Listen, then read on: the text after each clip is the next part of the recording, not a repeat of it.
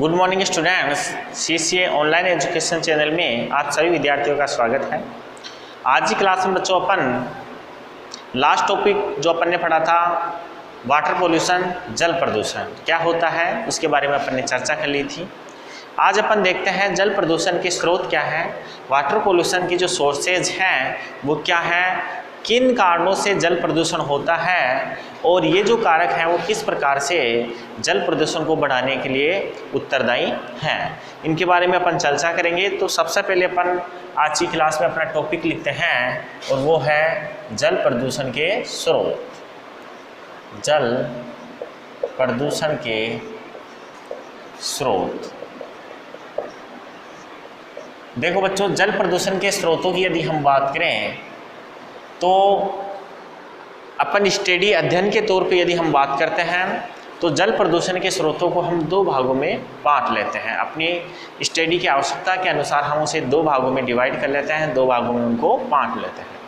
पहला जो भाग है, पहला जो जल प्रदूषण का स्रोत है वो है बच्चों निश्चित स्रोत और दूसरा है अनिश्चित स्रोत। सबसे पहले अपन लिख लेते हैं दोनों के बारे में। पहला जो ये दो प्रकार के होते हैं, ये दो प्रकार के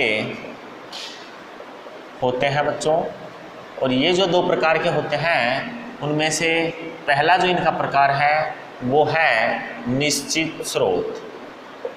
निश्चित स्रोत इनका पहला प्रकार है और दूसरा जो प्रकार है उसे अपन बोलते हैं अनिश्चित स्रोत। अनिश्चित स्रोत।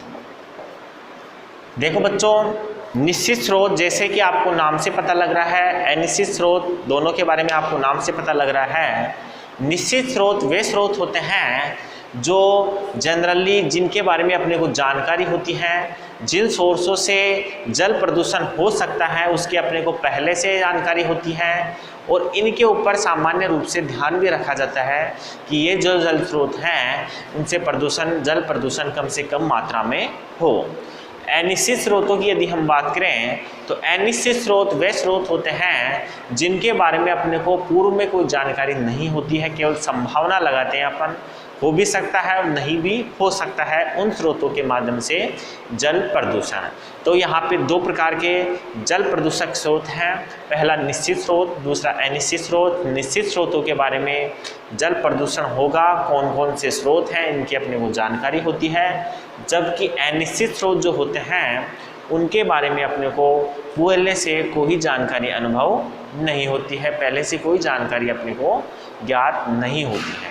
तो सबसे पहले अपन जो निश्चित स्रोत हैं वो कौन कौन से हैं, इन निश्चित स्रोतों के कुछ स्रोतों के बारे में अपने को जानकारी रखना आवश्यक है और वो स्रोत कौन से हैं इसको एक बार अपन देख लेते हैं।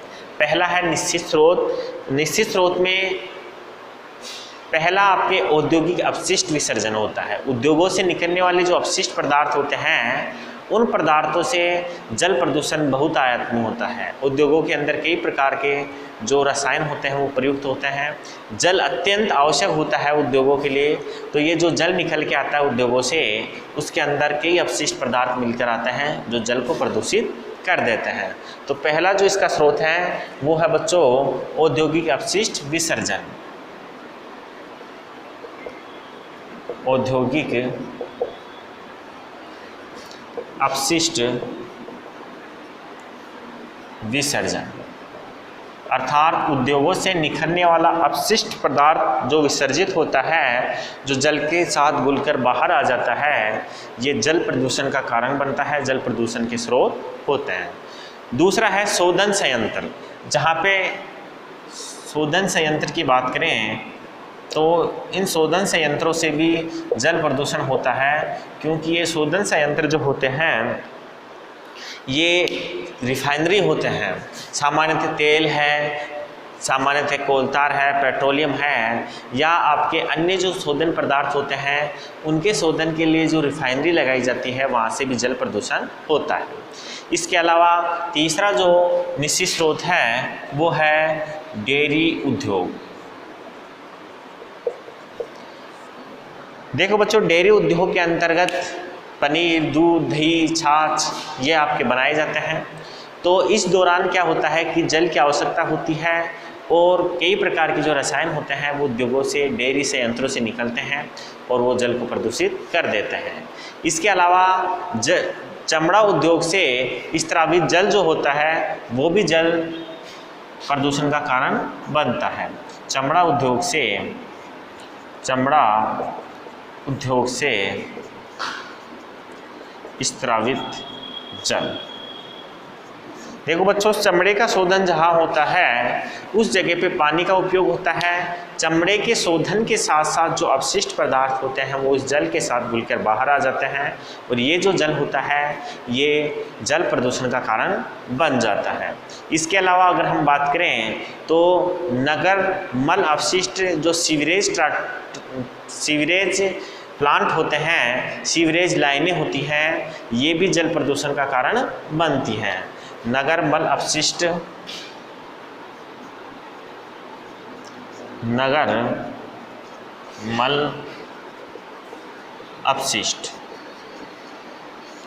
जिसे अपन बोल सकते हैं सीवरेज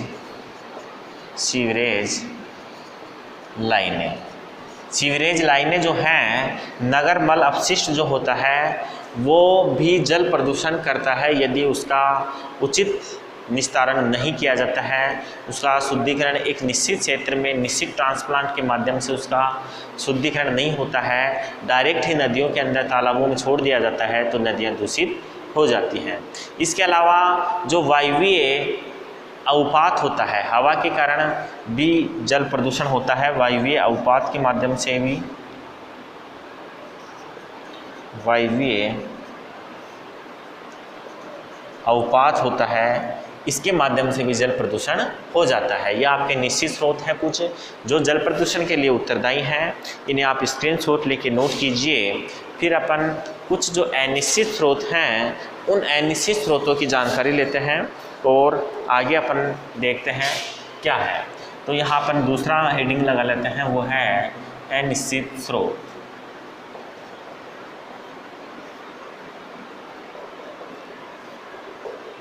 देखो बच्चों, अनिश्चित स्रोतों की यदि हम बात करें तो जैसा कि आपको पहले से पता है कि इन अनिश्चित स्रोतों की अपने को जानकारी पहले से नहीं होती है। इन स्रोतों के बारे में अपने को जानकारी नहीं होती है। फिर भी कुछ स्रोत हैं जिनके बारे में अपन यहाँ चर्चा कर लेते हैं। पहला है आपकी कृषि सिंचाई और कृषि कार्य। कृषि सिंचाई और कृषि कार्य। कृषि सिंचाई एवं कृषि कार्य। कृषि सिंचाई और कृषि कार्य जो है वो आपके क्या है, अनिश्चित स्रोतों का मुख्य घटक है। कृषि के दौरान जो आप सिंचाई के लिए जल प्रयुक्त करते हैं वो भी जल प्रदूषण का कारण बन सकता है। इसके अलावा जल सिंचाई के लिए जो कार्य होते हैं, पेस्टिसाइड्स प्रयुक्त होते हैं। इसके अलावा जो उर्वरक काम में आते हैं, ये पेस्टिसाइड्स, ये उर्वरक होते हैं, ये जल प्रदूषण का कारण हो जाते हैं। सिंचाई के दौरान ये पेस्टिसाइड्स, ये रासायनिक उर्वरक जल के साथ बहकर सामान्य रूप से जल स्रोतों के अंदर चले जाते हैं और उनका जल प्रदूषण करने का काम करते हैं। इसके अलावा देखो तो पशुधन जो बहिस्त्राव होता है, अर्थात पशुपालन जहाँ किया जाता है वहाँ पर पशुधन बहिस्त्राव होता है, अर्थात पशुओं का जहाँ पे पालन होता है, पशुओं का जहाँ पाला जाता है उस जगह पर क्या होता है, जनरली जो उनका मलमूत्र होता है, उनके जो अपशिष्ट होते हैं वो पदार्थ भी जल प्रदूषण का कारण बनते हैं। इसके अलावा पशु बाड़े के अंदर जो गतिविधियाँ होती हैं वो भी जल प्रदूषण का कारण बनती हैं। पशु बाड़े की गतिविधियाँ, पशु बाड़े की गतिविधियाँ। पशु बाड़े के अंदर विभिन्न प्रकार की जो गतिविधियाँ होती हैं, सामान्य रूप से पशुओं को नहलाया जाता है, उसको अपशिष्ट पदार्थों का बहिस्त्राव किया जाता है। ये सारी प्रोसेस जो होती है ये जल प्रदूषण के लिए उत्तरदायी हो सकती है। इसके अलावा बच्चों जो प्राकृतिक लवणता होती है जल के अंदर, मृदा के अंदर, वो भी क्या करती है, पर्यावरण जल प्रदूषण के लिए उत्तरदायी होती है। प्राकृतिक लवणता। प्राकृतिक लवणता भी जल प्रदूषण का बढ़ाने का काम करती है। इसके अलावा जो वानिकीकरण होता है अर्थात पेड़ों को काटने की प्रक्रिया होती है वो भी क्या करती हैं, नुकसान पहुंचाती हैं। वनीकरण, पेड़ पौधे लगाने की प्रक्रिया के दौरान भी जल प्रदूषण होता है और पेड़ पौधों को वनोन्मूलन जब होता है उस दौरान भी जल प्रदूषण होता है। खनिजों के निकालने की जो प्रक्रिया होती है, खनिजों के उत्खनन की प्रक्रिया होती है, उस दौरान भी जल प्रदूषण होता है क्योंकि खनिज उत्खनन के दौरान जल की आवश्यकता होती है और खनिजों के जो अवशेष होते हैं वो जल के साथ घुलकर जल प्रदूषण का काम करते हैं। तो अपन यहाँ लिख सकते हैं कि खनिजों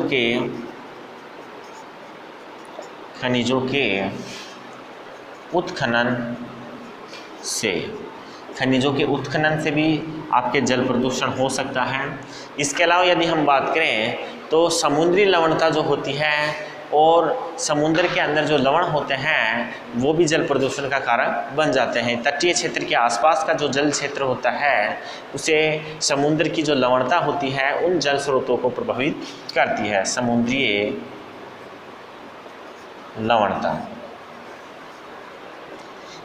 लवणता भी जल प्रदूषण के लिए उत्तरदायी होती है।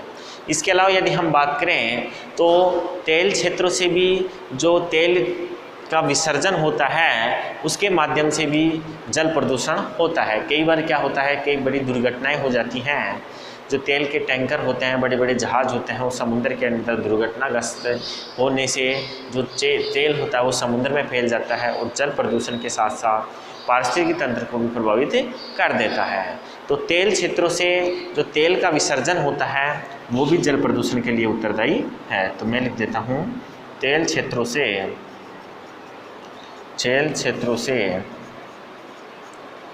तेल का विसर्जन। देखो बच्चों, तेल क्षेत्रों से तेल का जो विसर्जन होता है ये विसर्जन भी जल प्रदूषण के लिए उत्तरदायी होता है। इसके अलावा यदि हम बात करें तो घरेलू जो कूड़ा करकट होता है और भवन निर्माण की जो प्रक्रिया होती है उस दौरान भी जो अवशिष्ट उत्पन्न होते हैं ये भी जल प्रदूषण के लिए उत्तरदायी हैं। घरों का कूड़ा करकट और इसके अलावा भवन निर्माण से बचा अपशिष्ट। भवन निर्माण की प्रक्रिया के बाद जो अपशिष्ट पदार्थ बचते हैं वो भी जल प्रदूषण के लिए उत्तरदायी होते हैं। इसके अलावा एक और है आपके, वो है रेडियो एक्टिव पदार्थ। यदि किसी कारणवश रेडियो एक्टिव पदार्थ जल में मिल जाता है तो वो जो जल होता है वो दूषित हो जाता है, ये जल प्रदूषित हो जाता है। इस हिसाब से अपन देखें तो ये दो प्रकार के स्रोत हैं, एक निश्चित स्रोत है, एक अनिश्चित स्रोत है। ये संभव नहीं है कि हर समय जल प्रदूषण करें, लेकिन ये स्रोत जो हमेशा जल प्रदूषण के लिए उत्तरदायी होते हैं। तो आपने स्क्रीनशॉट लेके दोनों को नोट कीजिए। फिर अपन जल प्रदूषण के जो विशिष्ट स्रोत हैं उन विशिष्ट स्रोतों के बारे में जानकारी लेते हैं।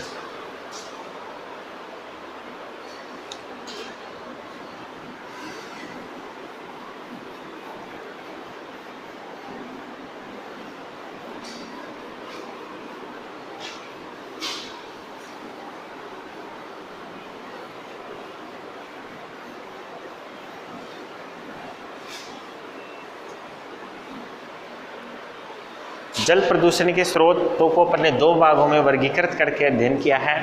पहला जो प्रकार है बच्चों वो है आपके निश्चित स्रोत और दूसरा है अनिश्चित स्रोत। दोनों के बारे में अपन ने जानकारी ली है।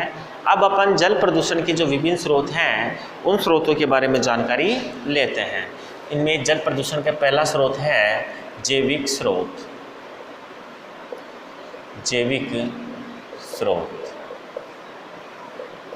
देखो बच्चों, जैविक स्रोत के बारे में आपको पता होगा कि जैविक अर्थात जिसके अंदर जीव जंतु सम्मिलित होते हैं, सजीव उनके अंदर सम्मिलित होते हैं, ये जल प्रदूषण को बढ़ाने का काम करते हैं। जल प्रदूषण को किस प्रकार ये बढ़ाते हैं इसके बारे में यदि अपन देखें तो इस श्रेणी के अंतर्गत सामान्यतः पेड़ पौधे होते हैं, वनस्पतियाँ होती हैं, सूक्ष्म जीव भी हो सकते हैं, इसके अलावा मानव एवं जीव जंतु भी सम्मिलित हो सकते हैं। इनके द्वारा जो जल प्रदूषण होता है वो कई प्रकार से हो सकता है। सबसे पहले अपन लिखते हैं इसमें पेड़ पौधे, जीव जंतु अर्थात सभी सजीव होते हैं। जैविक स्रोतों के अंदर सभी सजीव होते हैं, पेड़ पौधे भी होते हैं, जीव जंतु भी होते हैं। अब बच्चों ध्यान रखने की बात है कि ये जो जैविक स्रोत होते हैं ये दो प्रकार के हो सकते हैं। ये विघटनीय भी हो सकते हैं और अविघटनीय भी हो सकते हैं। विघटनीय का मतलब ऐसा है कि कुछ समय के बाद ये नष्ट हो जाएंगे, नष्ट होने के बाद जल प्रदूषण की मात्रा कम होती जाएगी। और कुछ ऐसे होते हैं कि वो अविघटनीय होते हैं, अर्थात इनका विघटन नहीं होता है और लंबे समय तक ये जल प्रदूषित करते रहते हैं। तो अपन यहाँ लिखते हैं ये अविघटनीय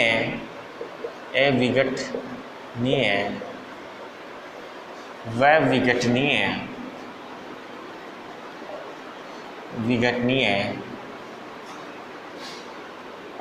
दोनों प्रकार के हो सकते हैं। ये विघटनीय भी हो सकते हैं बच्चों, और कैसे हो सकते हैं, अविघटनीय दोनों प्रकृति के हो सकते हैं। पादप पोषक तत्व और संश्लेषित जो जैविक उत्पाद होते हैं वो भी जल प्रदूषण के लिए उत्तरदायी होते हैं। अर्थात पादपों के लिए जो पोषक तत्व होते हैं, अर्थात जितने भी खनिज पोषक तत्व हैं, कैल्शियम, पोटेशियम या फिर आपके NPK जो है, CMGS हैं, ये पोषक तत्व पादपों के लिए तो पोषक तत्वों की तरह काम करते हैं, लेकिन यही पोषक तत्व जल प्रदूषण का कारण भी बन जाते हैं। जैसे यदि हम बात करें तो इन पोषक तत्वों की मात्रा यदि जल स्रोतों के अंदर बढ़ जाती है तो जल स्रोतों के अंदर शैवाल ब्लूम की स्थिति उत्पन्न होती है, और शैवाल ब्लूम के दौरान जलाशयों के अंदर शैवाल की मात्रा बढ़ जाती है और अन्य जो जीव होते हैं वो धीरे धीरे कम होते जाते हैं। ऑक्सीजन की मात्रा जो होती है वो कम होती जाती है और इस प्रकार से जल प्रदूषण हो जाता है। तो अपन यहाँ लिखते हैं पादप पोषक तत्व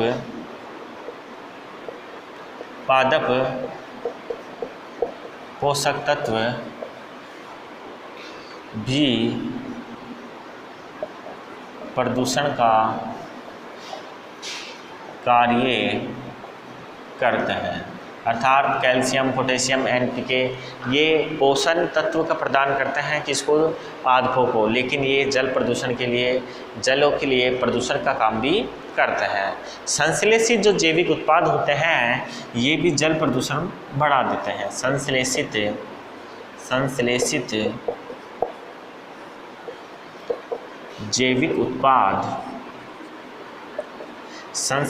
जैविक उत्पाद भी जल प्रदूषण को बढ़ा देते हैं। ध्यान रखना बच्चों, ये संश्लेषित जो जैविक उत्पाद होते हैं, ये संश्लेषित जैविक उत्पाद भी जल प्रदूषण को बढ़ाते हैं। अर्थात जिन पदार्थों को संश्लेषण किया जाता है, निर्माण किया जाता है कृत्रिम रूप से जैविक प्रक्रियाओं के माध्यम से, वो भी जल प्रदूषण को बढ़ाने का काम करते हैं। अभी मैंने बात की पादप पोषक तत्वों भी पोषक के परिणाम स्वरूप शैवाल ब्लूम की स्थिति उत्पन्न होती है, जिससे जल के अंदर ऑक्सीजन की मात्रा कम हो जाती है। तो मैं यहाँ लिखता हूँ पादप पोषक तत्व की अधिकता से जल स्रोत में शैवाल ब्लूम की स्थिति हो जाती है, जो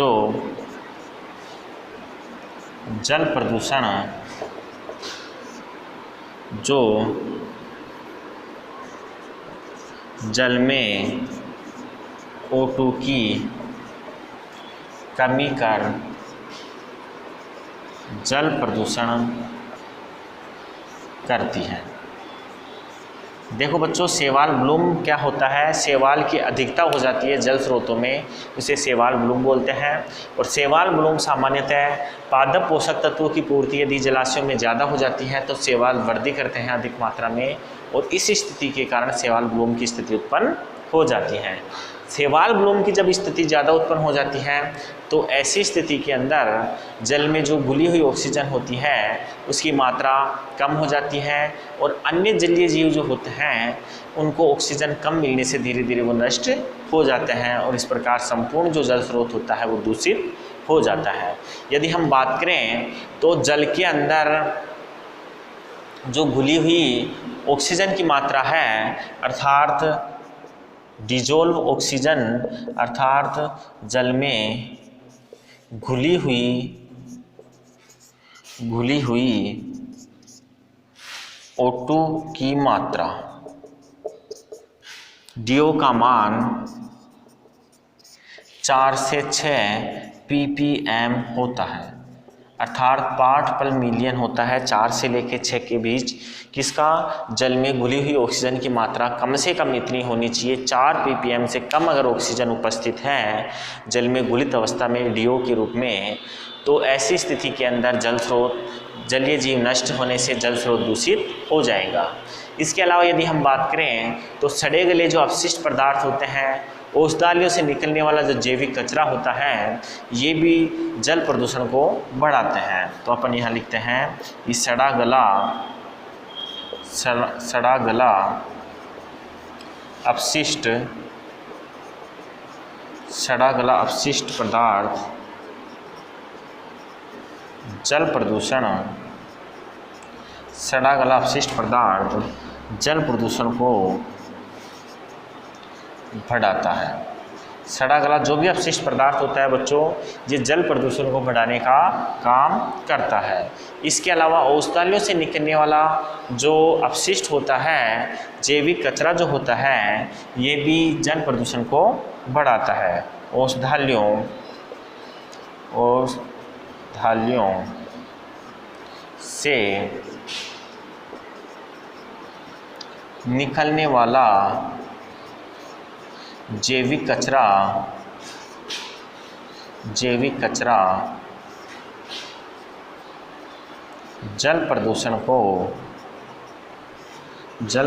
को बढ़ाता है। ध्यान रखना, जल प्रदूषण को बढ़ाने का काम कौन करता है?